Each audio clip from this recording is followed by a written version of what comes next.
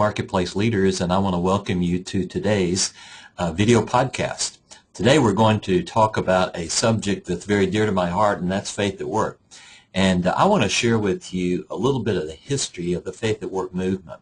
And we're going to look at how we got to the modern day faith at work initiative that's going on today. I really believe that what has happened over these last 15 years is something that God orchestrated to awaken a remnant of the church that's been quiet for a long time. And I believe that what God is about to do is going to impact all of culture, because this silent majority has been silent for a very long time. And I believe we're going to see an awakening in the marketplace that's going to impact our culture. Well, let me begin by sharing a few things with you about this area of faith and work. And we're going to take a look at a PowerPoint presentation that has a few slides on it that I think you'll find very interesting. We have to really begin this process by understanding how we got here. And as early as 1930, CBMC, which stood for Christian Businessmen's Committee, began in 1930, and they had a focus on winning businessmen to Christ, and they did very well at it, and God breathed on that organization. And what we saw happening during that season is that men more than women, but mostly targeted to men, were these businessmen groups, focused on helping them to see value in their working life. But at this time, it was much more focused on evangelism. And this really took on for the next 20 years until Full Gospel Businessmen's Fellowship, which was more a Pentecostal and charismatic group, but still focused on evangelism, was birthed. And this went on for many years. And then executive ministries with Campus Crusade began. And then FCCI, the Fellowship of Companies for Christ, began in 1977. And so all during this period, we see from 1930 to 1977 a focus on evangelism to the marketplace. These men more often came to know Christ, and when they would go back in their churches, there was really no place for them. And so they felt like they were second-class citizens, and that's why so many of the marketplace ministry groups began, because they didn't feel like they were being validated for what, and how to bring Christ into their world. And so it was during this time that we would often hear people say, "I'll never do business with a Christian." And I'm sure you have heard that before. But the reason is that it was all the gospel of salvation instead of the gospel of the kingdom. And it wasn't until the 80s that we began to see another shift. And this was a shift toward a theology of work. The International Christian Chamber of Commerce was birthed in 1985. C12 groups in 1992, and the Coalition for Ministry and Daily Life in 1991.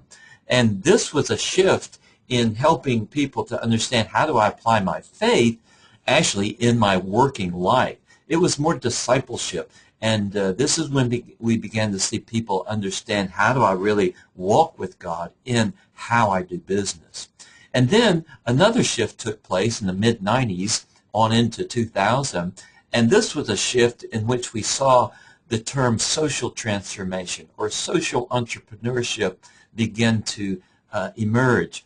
Men like Ed Silvoso and Billy Graham and Henry Blackaby and Peter Wagner, these were men who up to this point had really no interest in faith and work, but they began to see that there was a move of God in the marketplace.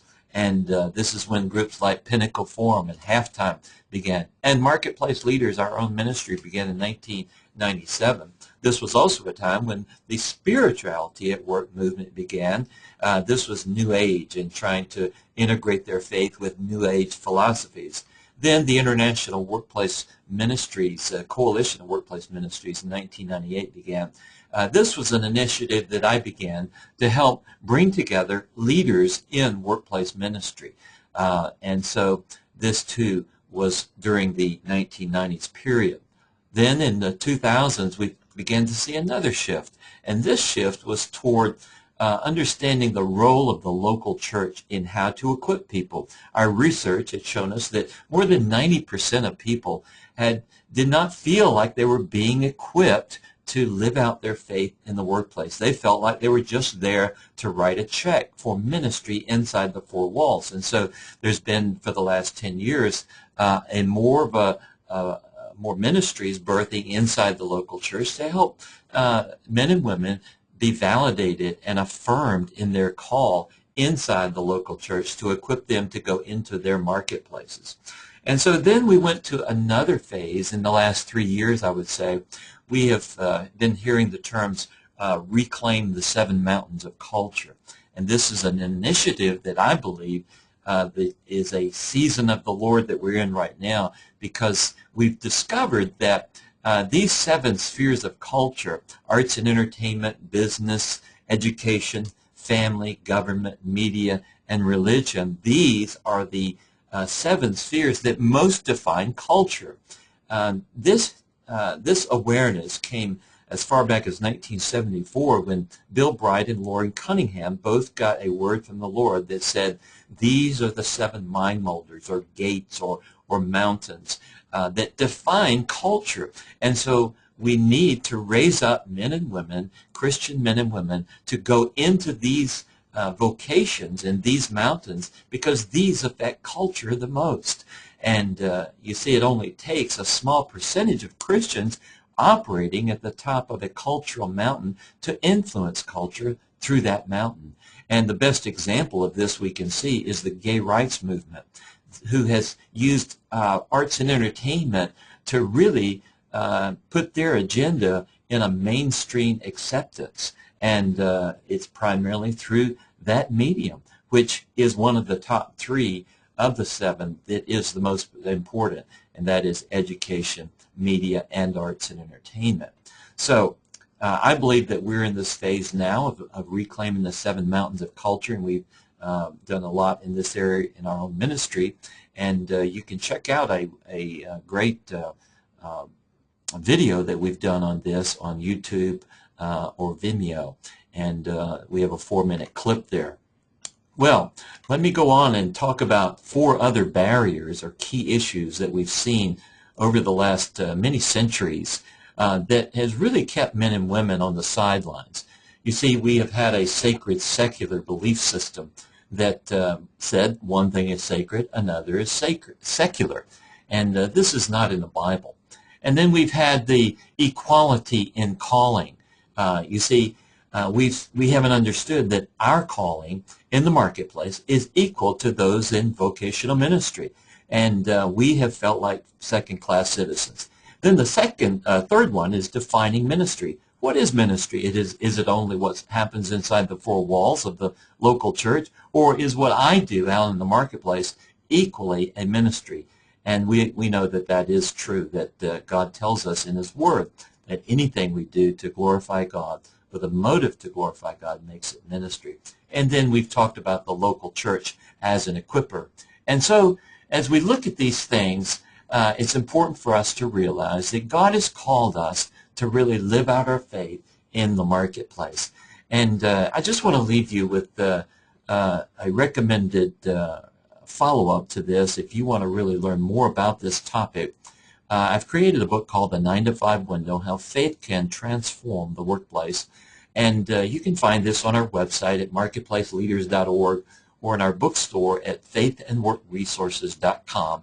And then if you want to do a small group or really expand this, we've got a video series that's 5 hours, 5 modules, and it's a thorough teaching on what it means to live your faith in the marketplace. And this video CD is very unique. It has the 5 hours of teaching. It has video that's synced to my PowerPoints, and it has a printable 47-page workbook, MP3 downloads of all the audios. And as I say, it's great for small groups, sitting in a conference room on a computer. And you can, as you see on the screen, it shows the screen where I'm teaching and then the PowerPoint.